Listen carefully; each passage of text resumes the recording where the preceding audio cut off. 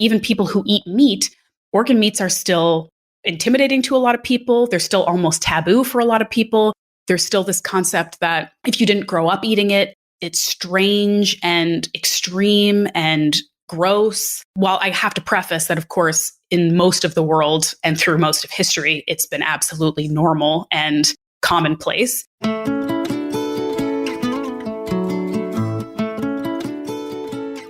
From the Weston A. Price Foundation, welcome to the Wise Traditions podcast for wise traditions in food, farming, and the healing arts.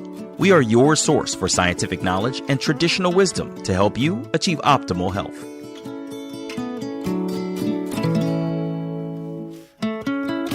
Hey, Hilda here. Many of us know by now how good organ meats are for our health, but we may still find them intimidating to work with or just straight up repugnant. This is episode 382, and our guest today is Ashleigh Vanhouten. Ashleigh is a health coach and the author of one of the first organ-only cookbooks. It's called It Takes Guts.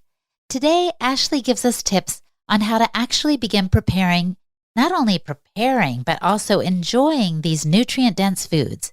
She gives us examples of the best-tasting organs to start with. Hint, not liver. And she talks about how we can really draw out and enjoy the flavors. She also explains the superpower benefits of incorporating these foods into our diets on a regular basis. Ashleigh also gives us a sneak peek into some of her favorite recipes, including chocolate blood pudding. All in all, Ashleigh teaches us how to get gutsy and step out of our comfort zone in today's episode. She explains that she knew nothing when she started, which is why she knows that anyone can do it. Before we dive in, I want to invite you to the Wise Traditions Conference in just a couple of months. It's the conference that nourishes in every way. This year, it's going to be held in Knoxville, Tennessee, October 21st to the 23rd. Amazing speakers are a part of the lineup, including Janine Farzan, who is going to speak about organ meats, by the way, and many folks who've been featured on this podcast. Sally Fallon-Morell, the president of the foundation, Tom Cowan, the vice president, Kelly Brogan, Tommy John, and many more. I wouldn't miss it for anything. Come and join me. Go to wisetraditions.org and register today while the early bird pricing is still in effect. I think that expires like September 10th or something like that. So go to wisetraditions.org now, and I'll see you there.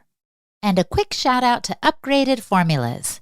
A lot of us spend a boatload on supplements each month. Have you ever thought about how useful it might be to know exactly how much of what you're taking is being absorbed into your body and incorporated into the right place? Would you like to know if you're missing any nutrients or maybe getting too much of anything? Well, today I'm bringing you a chance to accurately test all of that. I'm talking about Upgraded Formulas, Upgraded Hair Test Kit, and consultation, and they're minerals which absorb really, really well so that you can vanquish any of those hidden deficiencies that are affecting your thyroid health, your adrenals, or much more. I just sent in my hair test kit, and I can't wait to get the results and go over them with one of the experts on their staff. You can do the same. Just go to upgradedformulas.com and save 20% on your first purchase with the code WISE at checkout. Test, don't guess. Go to upgradedformulas.com and save 20% on your first purchase, again, using the code WISE. This is Holistic Hilda, and you're listening to Wise Traditions. Welcome to Wise Traditions, Ashleigh. Thank you so much for having me. I am pumped to be here. I love your cookbook. It Takes Guts. First of all, super clever name. Second of all, you really made the information accessible for wannabe cooks. And actually, that reminds me, it surprised me that in your book, you called yourself an inexperienced wannabe chef. What the heck? How did you even write this cookbook then? Yeah, I love that you asked that question because I feel like people skirt around that subject. They're like, you're not even really a chef and you wrote this cookbook. Like, what's up? I love that you ask it. The reason I wrote this cookbook is because I wanted to learn more about how to incorporate these foods into my diet. And I really wanted to show people, because I believe so strongly that nose to tail eating and organ meats are a healthful and important part of a diet. I wanted to show people that you don't have to be an experienced trained chef, because in my knowledge, through my research, the only cookbooks out there that actually address organ meats tend to be from very experienced trained French chefs, maybe Italian. And these books are like open to page 1 and cook tripe. And people are like, what even is tripe? What do I do with this? I don't know what you're talking about. It's very intimidating. It can seem really out of reach. And so I wanted to create a resource for people that was welcoming and accessible and that like truly, truly shows it's a cliche, but like if I can do it, you can do it. I have no special skills or background in this stuff. And so if I can learn and I can kind of put myself out there a bit, and of course there was research and experimentation and trial and error, but if I can do it successfully and make these meals delicious and enjoyable and not blow up my kitchen, like you absolutely can too. So, I mean, maybe I'm not so much of a wannabe anymore, but I definitely started out that way. You said trial and error. Tell us one of the errors, because that always makes me feel better. Well, it's funny, because I wouldn't say I really had a ton of errors. I mean, certainly I had some recipes that like didn't turn out great the first time around, but I think some of the funnier stories I have with recipe developing for It Takes Guts revolves around sourcing some of these organ meats and some of the like interactions that I had trying to get ingredients, because I had to really make friends with some butchers and some farmers and like ask some questions. And some of the organs or cuts or ingredients weren't as easy to find. And I do remember really vividly a day when I was doing some recipe development around blood. And I was making some blood pudding, different types of blood pudding. And I went to a local butcher and, I kind of went in there like friendly enough and I asked for some calf's blood. And the butcher looked at me like I had asked for human blood, And I'm thinking like, if you're a butcher and you are thinking I'm nuts, like this is why this stuff is intimidating for people. And this is why it's not used or incorporated as much as it could be, because we're scared to ask. People aren't used to it. Like I got to the point with that butcher shop, I got to say, where they knew that I was kind of like the kooky organ meat lady and they liked me and we became friends, and they would end up giving me like stuff for free. For example, like I was recipe developing some like chicken skin chips, which are very delicious, by the way, in the air fryer. And I would go and I'd ask about it. And they're like, just take this chicken skin. Like nobody wants it. Just have it. How am I going to charge you for this? Just take it. Because people are going and asking for like skinless chicken breast. Yes. And I'm like, you're getting rid of the best part, the most nutrient dense part, the most delicious part. Such a shame. Worked out to my advantage. But like, yeah, on more than one occasion, I remember like walking home from the butcher shop to my house, holding like a bag of like calf's brains or like a bag of frozen blood and being like, how did I get here? Like, is this really my job? So we want to know, I want to know how you got here from a girl that started out eating cereal with low fat milk to looking into calf's blood and veal brains or what have you. Like, how did you get there, Ashleigh?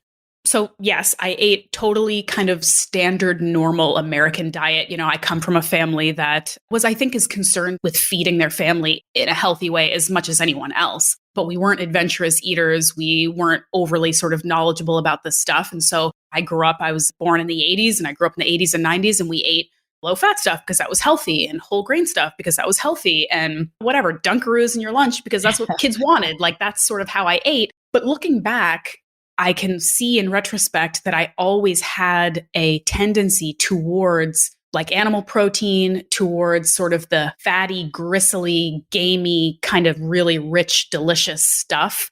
I always liked protein, animal protein. And growing up on the East Coast, like I was into like oysters and lobster and mussels and things like that. So I always was gravitating towards that stuff. And it sort of coincided when I became an adult and I was traveling and I was moving around for life and work. I was living in like New York City for a while, which has any kind of cuisine that you could ever imagine. And I was just having like a fun experimental phase. I loved food and I had this attitude about food that if it was new or different, I wanted to try it. Like I wasn't freaked out if I went to a place and they were like, oh, it's chicken feet, like I wasn't like, ew, that's gross. I've never tried that before. I'd say like, I haven't tried that before. I want to try it. And so I had that kind of like open mind about it, but that was also coinciding with me learning more about food and nutrition. And I had this sort of background through my work that was sort of like ancestral, paleo, primal kind of approach. I just think that's a really common sense approach for most people to start when they're looking for their optimal healthy diet. I know people can kind of tweak and make changes from there, but I was eating whole foods, paleo-ish approach. And I was learning about the importance of kind of nose to tail and honoring the animal and eating everything. And so I was starting to dabble in these things like, okay, well, maybe I'll try some liver because everyone says that's so healthy. And I just saw chicken hearts at the grocery store. Why don't I try that? And I was kind of playing around and I was sharing it a little bit and on social media and stuff. And people were kind of responding to me like, what are you doing? Like, what is that? And a lot of people were giving me like gross out emojis and like, you're nuts. But a lot of people were like, what are you doing? Like, I'm interested. I want to know more about this. And so as I was learning, I was starting to think there are people out there who are also interested in this, who could benefit from this. Yeah. So you said that you knew that liver was healthy, for example. How did you know that? I knew it because, I mean, this is my profession. Like, this was happening. I was already a few years into like working with Paleo Magazine when they were up and running and hosting a podcast and health coaching. And so again, because I was coming into the wellness health industry from this paleo primal, like following Rob Wolf and Mark Sisson and Art Devaney and Weston A. Price and all of these amazing sort of resources. And so I knew, generally speaking, that like animal protein sources were good. And I knew that nose to tail was good. And I knew that we should be seeking out nutrient dense foods. And so, of course, I kind of only was scratching the surface and I did a lot more research for the book, but I did always have that kind of baseline of knowledge, but realizing at the same time that even in our industry, even in our health community, and even people who eat meat, organ meats are still intimidating to a lot of people. They're still almost taboo for a lot of people.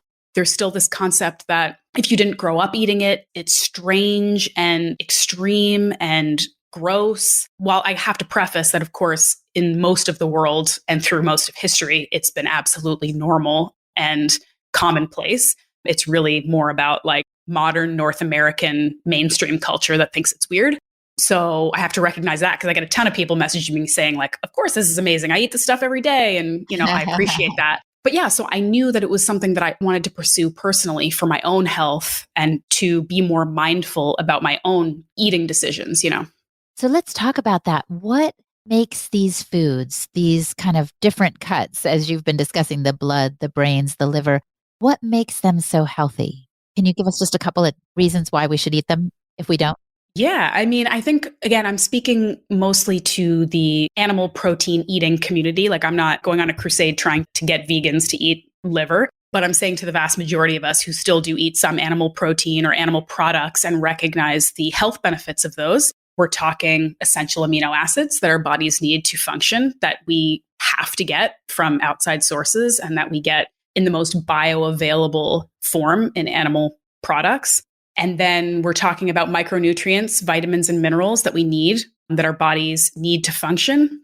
You're simply getting them in higher doses, more condensed, like nutrient dense doses in organs than you would from like muscle meat, for example. So if you're going to eat a steak or a chicken breast, you're getting protein, maybe you're getting some different like vitamins and whatever, you're getting way more of it in the organs. The organs are just where the nutrients are packed in. So like liver, which everyone wants to talk about, you know, you're getting your B vitamins, A vitamins, iron, phosphorus, selenium. Like I could keep going. Like the things that we often don't think about because our bodies are just using them and humming along well. And we don't often think about having like a micronutrient deficiency until something goes wrong. We get some blood work and it's like your iron's super low, your vitamin A is super low, whatever.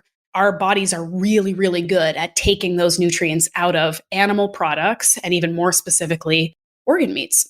So if you're somebody who even, for example, wants to eat less animal products, because I understand that some people, they want to eat healthy, they recognize animal products are an important part of that, but they don't want to eat as much.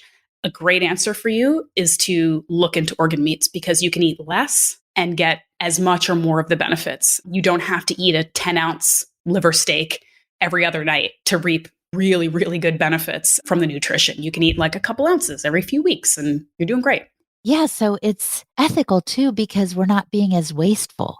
We're using all the parts of the animal. Absolutely. I mean, I think that's a no-brainer. I think like we, you know, online, it can be very divisive, this nutrition conversation, you know, it can be very black or white. And if you do it my way, you're right. And if you do it their way, you're wrong.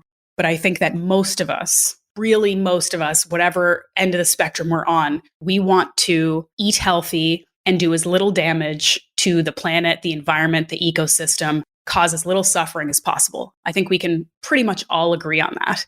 And one of the ways to do that, if you're a meat eater, is to eat the entire animal, the animal that you're already accepted that you're going to eat for health and because you're a part of the life cycle and the ecosystem, and to use your dollars wisely by purchasing ethically, humanely raised and slaughtered animals and eating all of them and wasting as little as possible. It just makes sense. Absolutely.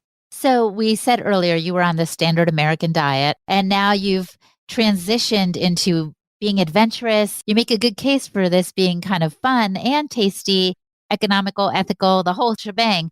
What cuts grace your table now the most, would you say, Ashleigh? The most would definitely be liver, heart, and tongue. I think that they, for a whole host of reasons, namely they're nutrient dense, like I said, they're all great. I mean, heart has a ton of CoQ10, which is this great antioxidant that's so good for you. Tongue is absolutely delicious. It's the one organ that I would tell people, if you're going to like trick people into eating, I don't say you should, but if you're going to make a meal and not tell somebody what it is the most delicious. Like anybody would enjoy it if they weren't freaked out by what it was. So tongue is a great one. Liver, super nutrient dense, so versatile. You can hide it in other foods if you want to. I have no problem with that. But they're also relatively easy to find. Like all three of those cuts you can generally find at any butcher shop or specialty meat, grocery, whatever. And yeah, I would say I probably eat liver, like I make it into like a pate or a mousse, or maybe fry up some chicken livers wrapped in prosciutto or something once or twice a month. I probably make slow cooked, like shredded tongue for tongue tacos or to put in an omelet. I do that probably once a month. And heart is absolutely my probably number one. It's the number one cut that I would recommend to people getting started for a number of reasons as well. It tastes so much like beef, just regular muscle meat, I guess I'd say. That's it. Because it is a muscle, right? Like that's the other thing. I feel like a lot of people are worried about textural issues, and I understand that. But with heart, it's a muscle as well as an organ. So it has that kind of beefy texture that people are okay with, you know? Yeah. And you mentioned earlier that there's kind of this ick factor or the gross out emojis that people are posting on your social media posts. I think it's mostly because it's intimidating because it's so far away from the way most of us, I would say, in the Western world have been raised. You know, again, we're not eating those cuts anymore. So if we're ready to make the transition as you have done to include more of these different cuts, it takes guts to go for it. Where should we start? What would you recommend for us to get going with it? Yeah, I would recommend that, again, we don't have to go from like 0 to 100. Like you don't have to go from never touching organ meat to eating like raw kidney tomorrow. Like even if the internet tells you that's the best way to do it, you don't have to do that. You can ease your way into it, right? Yeah. I would say my very first step for people who are interested but intimidated is, if you're able, if you have the resources, go to a restaurant and have a professional do it for you. Like understand what these can taste like when somebody who knows what they're doing does it. So go to a Mexican restaurant and get tongue tacos. Like go to an Asian restaurant, get some pho, get some like tripe stew, get some foie gras or chicken liver, duck liver pate at a restaurant. Like it's surprisingly common if you look and you pay attention to find organ meats on restaurant menus. Coming up, Ashleigh gives us more of her tips to help us enjoy organ meats. She also includes a simple recipe with chicken hearts and butter. You're listening to the Wise Traditions podcast from the Weston A. Price Foundation. We pause now to recognize our sponsors. Bubble and Bee. Our skin is the body's largest organ, and what we put on it can end up absorbed into our bloodstream. When ingredients matter, choose Bubble and Bee. Bubble and Bee's mission is to make clean products you can feel safe with. They contain no parabens, no artificial dyes, no xenoestrogens, nanoparticles, or artificial fragrances. Plus, they offer the world's largest selection of USDA-certified organic deodorants. There is an option for every skin type and body chemistry. They also offer organic facial care products that have super simple and effective ingredients. Bubble and Bee has so much to offer. Go to their website, bubbleandbee.com, to check them out. And when you go to checkout, use the code WISE for 15% off. Oh, and one other sweet feature with Bubble and Bee is that they are 100% behind their products. If you have any questions, just email the owner of the company directly at any time, so you can place your order there with confidence. Again, it's bubbleandbee.com and the code word WISE. And Optimal Carnivore, have you heard about their new Brain Nourish product? It's designed to improve focus, mood, memory, and provide better clarity and creativity. It's a unique, groundbreaking formula made from grass-fed beef brain and lion's mane mushrooms. It is the ultimate whole food nootropic to build a better brain. These two ancestral superfoods have been used for centuries to improve brain function and overall mental well-being, and they're now available for the first time in convenient capsules. Studies have shown that both ingredients are remarkable at improving cognition and brain health, both in the short and long term. They're guaranteed to have your brain firing on all cylinders, and they offer a host of benefits for health, vitality, and longevity thanks to the highly nutritious superfood ingredients. Each serving has 1,500 milligrams of organic lion's mane and 1,500 milligrams of beef brain. They only use 100% real mushrooms, organic fruiting bodies, which are rigorously tested for active compounds. The beef brain is sourced from the highest quality regenerative farms in New Zealand. You know, the mission at Optimal Carnivore is to make it easy for people to consume the most nutrient-dense foods on the planet, and they are batting 1,000 on this. Plus, they also plant one tree for every product sold, which helps the environment. They currently have a grass-fed organ complex that contains 9 organs, a grass-fed liver product, and the new Brain Nourish. So go to Amazon.com/optimalcarnivore and use the code Weston10 to receive 10% off all products. That's Amazon.com/optimalcarnivore and the code Weston10. This is Holistic Hilda, and you're listening to Wise Traditions. That's exactly what I've done with bone marrow. I was like, I have no idea how to get this wonderful, creamy marrow out of the bone. So I think the first time I tried it probably was actually at the Weston A. Price Wise Traditions Conference, because they would have it there. And I was like, this is amazing. I had no idea. So that is a great suggestion, Ashleigh. Yeah, it's so easy. And then you get it out of your mind that like organ meats have to be this thing you sort of choke down because it's good for you. Like you can absolutely enjoy it. So that's my first recommendation. My second recommendation is to start small in terms of the actual animal organ that you are sourcing, because smaller animals tend to have milder flavors. So if you're worried about a strong flavor, maybe don't go for like the buffalo liver or like the bison heart. Like start with animals like chicken or duck or turkey or even lamb. Smaller animals are going to be milder tasting. So I would say go for that. And then thirdly, I would say start with the heart, like I mentioned earlier, because heart is on the scale of sort of organ meat flavors, it is one of the milder ones. And it's also has, like I said, that beefy texture that is very easy for us to kind of get our heads around. It's also extremely versatile. Like you can do so many things with heart that you can kind of make whatever you want out of it. Well, again, I really feel like you hit the nail on the head with this book, because you have the section talking specialty parts from head to tail, and you go through demystifying what the kidney looks like, what you can expect if you order a brain or get gizzards in your chicken, right? So I love this. I think this is so helpful. Thank you. I didn't want to make it scary and intimidating. That it already is, right? I wanted to make it like, this is simple. You can pick and choose. You can play with it. You can make it an adventure. Doesn't have to be scary. It can actually be fun.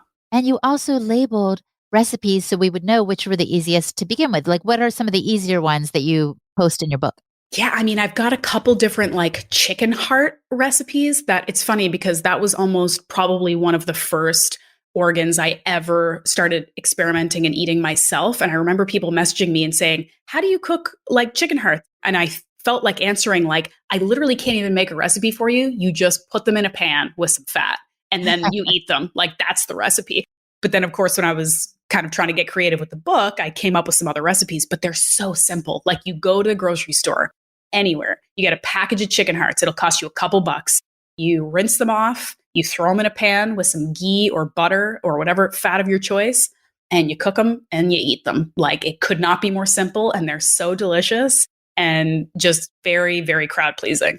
So that is awesome. Again, you demystify, you offer some really simple recipes, but I have to admit I was surprised by a couple too. Which is the most intimidating recipe that you mentioned in your book? I think there was one with bison heart. Is that right? Yeah, I mean, that wasn't intimidating for me. I'd say the most intimidating one for me at the time was there's a recipe in there that is scrambled calf's brain and eggs. And Historically, eggs and brain actually go very well together because they have a sort of similar texture. But I remember, again, I bought these brains and they look like brains, and I had to like hold a brain in my hand and prep it and cook it. And I remember thinking like, all right, this is a little bit outside of my comfort zone, but I pushed through and I did it. And one of the things I'd like to say here that just is another kind of demystifying point, because a lot of people may not know this, is that generally speaking, the most intimidating looking organs tend to be the most mild, easy to eat of all of them. So like everybody's heard of liver, and liver just kind of looks like a cut of meat. It's not super intimidating looking. That's one of the stronger flavored organs that's actually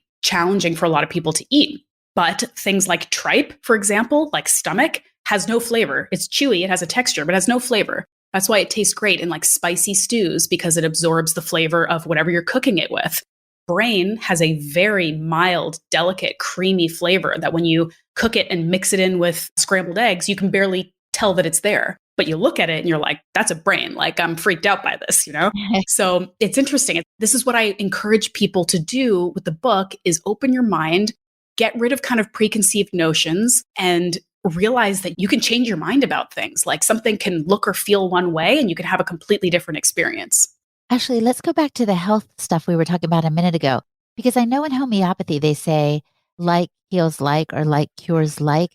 Have you found that like when you eat brain, I'm just wondering personally, or perhaps you have anecdotes from clients, that when they eat brain, their cognitive function improves, or when they eat heart, they feel stronger and more energetic? Yeah, it's a really cool question. And I mean, obviously, I'm not a scientist. I can't tell you that any of this is really going to bear out. But it is interesting how, for example, brain is really high in cholesterol, right? Which, as we know, is a healthy fat that our brains use.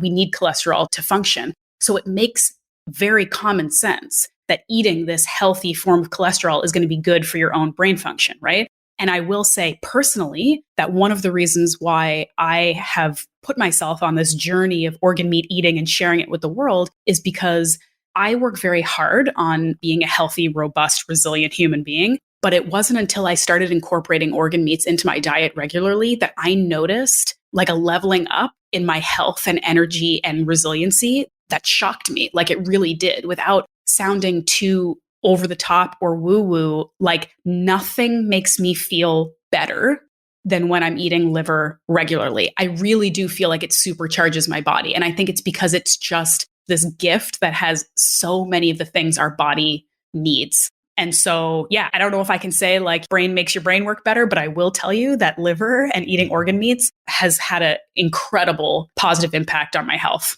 Wow. Hey, another thing in your book that surprised me was that you included a dessert section, and some of these recipes like sweet cinnamon chicharrones and bone broth ice cream. I was like, what the heck? I didn't know you could make those things from those foods.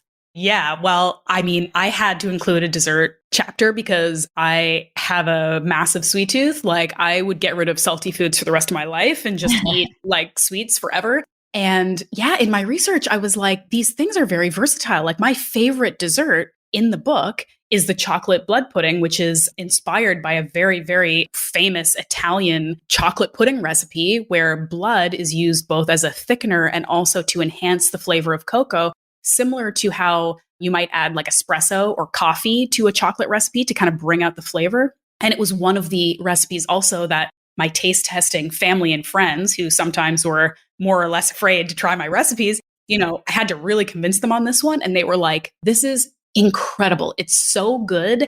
And I would have really missed out if I hadn't tried this because I was scared that there was a little bit of blood in it. So yeah, I mean, these foods are versatile. That's it. Like the ice cream, you're really just adding bone broth for sort of the nutrient density of it. It doesn't really impact the flavor. A lot of these foods are more versatile and subtle than you think. Tell us the story of someone that you've worked with who you've seen change from, like you did, transitioning from a more regular diet, or maybe somebody was really big on carnivore, but they weren't eating these specialty cuts. Tell us the story of someone who made that change and what you observed in that. Honestly, without kind of speaking directly about one person, I think that one of the things I'm most proud of is that I do some coaching, I do some one-on-one coaching, but what I'm really more proud of is how many folks have come to me through various online or social media communities and have said to me, I used to be vegan or vegetarian, or I used to just not care about food, or I used to have really strong opinions about how gross the way you're eating is. And after listening to you and watching some of the things that you do, I gave it a try. And I started incorporating more animal protein, or I started incorporating organ meats. And I'm sharing it with my kids now, and they love it. And I'm super excited. That kind of thing really makes me happy, not because it is my life's work to like change vegans' minds, but because it means that what I'm doing is not shutting people out. I'm not trying to be exclusive. I'm not trying to be judgmental of people who are not doing the same thing as me. I'm trying to show people options and show people a potential new thing they can try that may open up their minds to new experiences, that may provide some pleasure, that may provide some health. And I think, again, we live in such a divisive world where a lot of people are preaching great ideas and they're doing it in a way that is condescending or patronizing or aggressive. And they're losing maybe the idea of like who they're trying to reach, because we don't change people's minds by telling them what they're doing is stupid or dumb, or telling them they're dumb. Do you know what I mean? And so having people say, I used to be completely the opposite of you, and I listened to you a little bit and you made me think it was okay to try something different. That really makes me happy, because I think that's what this book is about, even more than organ meats. It's about being willing to kind of open your mind to new experiences and the benefits that can come from that. Oh, I love it so much. It reminds me of Dr. Tom Cowan, who rarely gives unsolicited advice. And of course, he's a speaker and an author and an influencer and all that, but he waits until there's interest before he does it. And I feel like, in a way, by putting your stuff out, you're just putting it out for those who are ready for it. And if they're not, maybe they will be, or maybe they won't. But either way, you're not forcing it down their throats. That's exactly right, because forcing it never works. If it worked, there'd be probably a lot more healthy people out there. But I mean, and I learned the hard way too, because I had friends and family members who have struggled, that I'm looking from the outside thinking, geez, if you just do X, Y, Z, you would feel so much better. And I tried in some circumstances in the past, I have tried to kind of push it. And guess what happened? Not what I wanted to happen. So yes, you live by example. You put out information you think is useful. You try to be open and friendly and like willing to hear from different people with different opinions. And when people are ready, they'll come to you. And if they don't, that's because they're not ready, and that's not up to you to decide. You have no control over that. 100%. So thank you for your heart. Thank you. That's a funny thing to say when it's a guts conversation. Anyway, yes, I love it. I do appreciate your approach and what you've put out into the world. So thankful, Ashleigh. I want to pose to you now the question I like to pose at the end. If the listener could do one thing to improve their health, what would you recommend that they do? All right, this is going to be where my bias comes in, but especially for women, eat more animal protein. I mean, eat more animal protein. I think that generally a lot of people aren't eating enough. A lot of people aren't eating enough protein. There's so many different kinds and so many different preparations, and you can find something that works for you and that you enjoy, and just be willing to give it a shot. Have fun with it. Don't force anything. Don't eat because you feel like you have to. Just have fun. It's a journey. We're all on it. We're all learning. Eat more protein. Excellent. Well, thank you, Ashleigh. I appreciate your time today. Thanks, Hilda. This was awesome. Our guest today was Ashleigh Vanhouten. Go to her website, ashleighvanhouten.com, for her blog and other resources. She even has a mini ebook available with organ recipes that's free. And I'm Hilda Labrador, the host and producer of the podcast for the Weston A. Price Foundation. You can find me at holistichilda.com. I have a few free PDFs there too.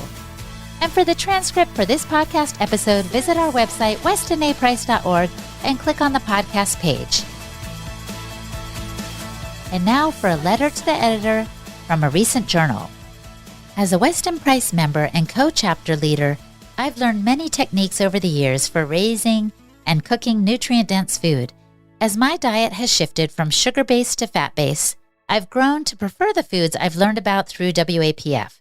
So when I travel, I bring special foods with me, including raw milk yogurt and cheese, bone broth, soaked almonds, and liver pate. Once when I was traveling to Wyoming, I immediately began asking where I could purchase raw milk. I found out that it was legal to sell, and the neighboring state, Idaho, even sold it in stores. But no one seemed to know who carried it or how to get it.